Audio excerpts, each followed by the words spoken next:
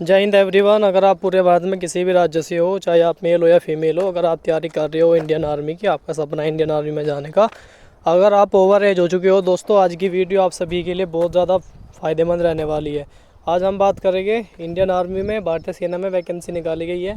Vacancy जो रहेगी ये एनसीसी वालों के लिए वैकेंसी रहने वाली है। जिनके पास एनसीसी का सर्टिफिकेट है वो इसमें फॉर्म भर सकेंगे। इसमें क्या क्या क्वालिफ़िकेशन लगेगी आपकी, क्या आपकी इसमें हार्ट लगेगी, और इसमें उम्र सीमा भी बताऊंगा आपको कितनी होगी, फिजिकल होगा या नहीं होगा, एग्ज़ाम में क्या पूछा जाएगा आपसे, एग्ज़ाम कितने नंबर का होगा, वो सारी जानकारी आपको इसी वीडियो में मिलेगी। कौन कौन इसको अप्लाई कर सकता है और किस तरीके से आपका ये फॉर्म भरा जाएगा, ऑनलाइन मोड रहेगा या फॉर्म का ऑफलाइन मोड रहेगा, तो ये जानकारी भी आपको मैं इसी वीडियो में देने वाला हूँ दोस्तों। तो वीडियो आपके लिए बहुत ज़्यादा फ़ायदेमंद रहने वाली है, तो वीडियो को एंड तक ज़रूर देखिए और सारी बात आपको समझ में आ जाएगी। तो चलते हैं हम वीडियो की ओर और भाई पूरी बात जान लेते हैं। तो सबसे पहले यहाँ पे हम बात करने वाले हैं ज्वाइन इंडियन आर्मी, भारतीय सेना में वैकेंसी निकाली गई है। ये वैकेंसी ये ऑफिशियल नोटिफिकेशन है। ये ऑफिशियल नोटिफिकेशन है, मतलब सरकारी रिजल्ट से सीधा डायरेक्ट मैंने इसको लिया है वहाँ से ही। तो आप भी जाके, कुछ भाई हैं जो उनको पता नहीं चलता, तो मैंने इसलिए ओरिजिनल नोटिफिकेशन के माध्यम से आपको समझाऊंगा और टोटल जानकारी A to Z दूंगा इसी वीडियो में। तो यहाँ पे लिखा है इस आर्मी एनसीसी स्पेशल एंट्री अप्रैल 2025 बैच, और रिक्रूटमेंट रहने वाला है आपका 2024 का, पर आपकी जो एंट्री रहेगी वो 2025 में आपका रहने वाला है। बैच जो है 2025 वाला रहेगा। तो पहले हम आपकी डेट की बात कर लेते हैं। इसकी डेट क्या रहेगी, तो एप्लीकेशन फॉर्म की डेट रहेगी 11 जुलाई। 11 जुलाई से फॉर्म भरना स्टार्ट हो चुकी है और 9 अगस्त तक इसके फॉर्म भरे जाएंगे। तो आपको फॉर्म इस तरीके से अपने फॉर्म को भरना है, वो आपको पता चल गया है किस टाइम से किस टाइम तक। डेट आपको मैंने बता दी। उसके बाद एग्ज़ाम के बारे में, एडमिट कार्ड के बारे में, ये मैं आपको वीडियो के एंड में बताऊँगा। उसके बाद हम चलते हैं फ़ीस के बारे में। तो दोस्तों इसमें जनरल EWS के लिए फ़ीस कुछ नहीं लगेगी, 0 रुपये। SC ST कैटेगरी के लिए भी 0, ऑल कैटेगरी फीमेल 0। मतलब आपको फ़ीस लगानी नहीं है कि आपको फ़ीस 0 लगेगी। सिर्फ 100 रुपये या 150 जो भी आप अपने फॉर्म को भरवाओगे, ई मित्र वाला जो भी आपसे पैसे वो लेगा, सिर्फ वही आपसे पैसे लगेंगे। और आपकी फार्म की फ़ीस इसमें कुछ नहीं रखी गई है, यानी कि 0 रुपये आपके फार्म की फ़ीस रहने वाली है दोस्तों। तो आपके लिए ये अच्छी बात है। तो उसके बाद आगे बढ़ लेते हैं और भी बात जान लेते हैं। उसके बाद हम आगे आते हैं, इसमें उम्र सीमा जान लेते हैं। पहले आपकी उम्र सीमा इसमें क्या लगेगी, तो उम्र सीमा के लिए आपकी 19 साल मिनिमम उम्र सीमा होनी चाहिए, और मैक्सिमम उम्र सीमा की बात करें तो आपकी 25 साल होनी चाहिए। 19 से 25 साल के बीच में अगर आपकी उम्र सीमा है तो आप बिल्कुल इसमें फ़ॉर्म अप्लाई कर पाओगे। उसके बाद हम क्वालिफ़िकेशन पे पढ़ते हैं। तो क्वालिफ़िकेशन पे हम आते हैं और पोस्ट के बारे में भी आपको बताइए कितनी कितनी पोस्ट मेल और फीमेल दोनों कैंडिडेट के लिए निकाली गई है। तो पहले हम बात करेंगे मेल कैंडिडेट के लिए। तो मेल कैंडिडेट के लिए जो रहेगी वो मैन 57 एंट्री अप्रैल 2025 बेंच, जिसमें टोटल वैकेंसी 70 टोटल वैकेंसी 70 है। इसमें क्या आपकी क्वालिफ़िकेशन रहेगी वो आप एक बार अच्छे से सुनना। पहले तो आप अनमैरिड कैंडिडेट होने चाहिए। अगर आप मैरिड हो तो आप बिल्कुल इसमें फ़ॉर्म नहीं भर पाओगे। सिर्फ इसमें अनमैरिड कैंडिडेट ही फॉर्म भर पाएंगे, चाहे आप मेल हो या फीमेल, दोनों कैंडिडेट गर्ल्स और बॉयज़ दोनों अनमैरिड होने ज़रूरी है। उसके बाद आपके पास बैचलर डिग्री होनी ज़रूरी है, और उसमें भी आपके 50% मार्क्स होने ज़रूरी है, यानी कि ग्रेजुएशन पास होनी ज़रूरी है और उसमें 50% आपके मार्क्स होने ज़रूरी है।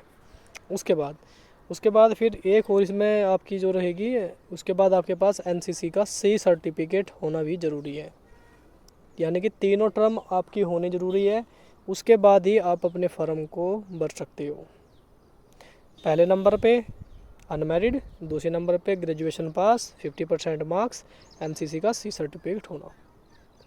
अब हम आते हैं वैकेंसी के बारे में। मैन के लिए मैंने बता दी, यानी कि बॉयज़ के लिए वैकेंसी। अब हम बात करते हैं वुमेन के लिए, गर्ल्स के लिए, जिसमें रहेगा अप्रैल बैच 2025। वैकेंसी है गर्ल्स के लिए थोड़ी कम है, 6 वैकेंसी, 6 वैकेंसी इसमें गर्ल्स के लिए टोटल वैकेंसी रहने वाली है।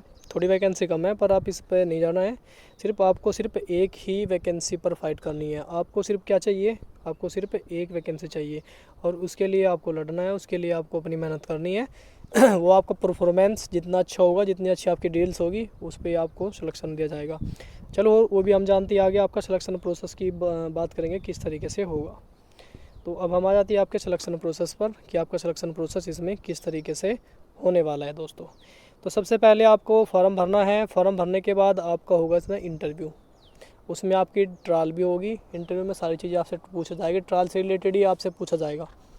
मतलब जो आपने एनसीसी में जो भी आपने 3 साल मेहनत की है और जो ड्रिल्स होती है उन ड्रिल्स के बारे में आपसे पूछा जाएगा। तो आपका यहाँ पे एसएसबी इंटरव्यू होगा।